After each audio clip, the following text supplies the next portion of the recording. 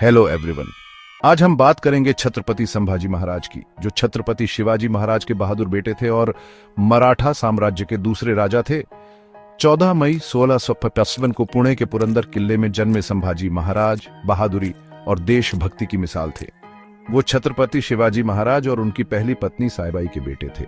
दुहक की बात है कि जब वो सिर्फ 2 साल के थे तब उनकी मां का देहांत हो गया। उनकी दादी राजमाता जिजाबाई ने उनकी परवरिश की और उन्हें एक मजबूत और बहादुर इंसान बनाया। संभाजी बहुत ही होशियार थे। उन्हें संस्कृत, इतिहास, गणित, भूगोल और तर्कशास्त्र का अच्छा ज्ञान था। शिवाजी महाराज ने यह भी सुनिश्चित किया कि संभाजी को कठोर शारीरिक प्रशिक्षण मिले। 14 साल की उम्र तक संभाजी ने बुद्धभूषण, नक्षिक, नायिका भेद और सातशतक जैसे संस्कृत ग्रंथ लिखे थे। ये उनकी बुद्धिमत्ता को दिखाता है। 1480 में शिवाजी महाराज के निधन के बाद संभाजी मराठा साम्राज्य के छत्रपति बने।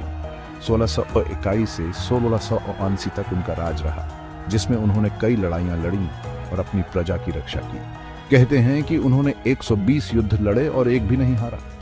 यह तो कमाल की बात है। इतिहास की सबसे बड़ी दुश्मनी में से एक संभाजी और मुगल बादशाह औरंगजेब के बीच थी। संभाजी ने मराठा साम्राज्य की रक्षा के लिए औरंगजेब को बहुत परेशान किया।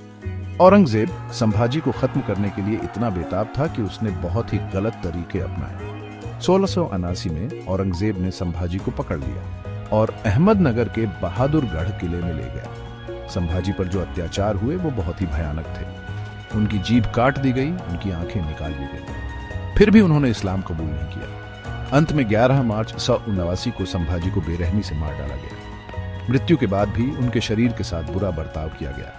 उनके शरीर के टुकड़े तुलापुर में भीमा नदी में फेंक दिए गए। इस दुखद अंत ने उन्हें और भी महान बना दिया, उन्हें साहस और दृढ़ता का प्रतीक बना दिया। छत्रपति संभाजी महाराज की कहानी अदम्य साहस और दृढ़ता की कहानी है। उनकी विरासत आज भी कई पीढ़ियों को प्रेरित करती है। जय भवानी, जय शिवाजी। ऐसे ही और ऐतिहासिक कहानियों के लिए लाइक, शेयर और सब्सक्राइब करना न भूलें। अगली बार तक प्रेरित रहें।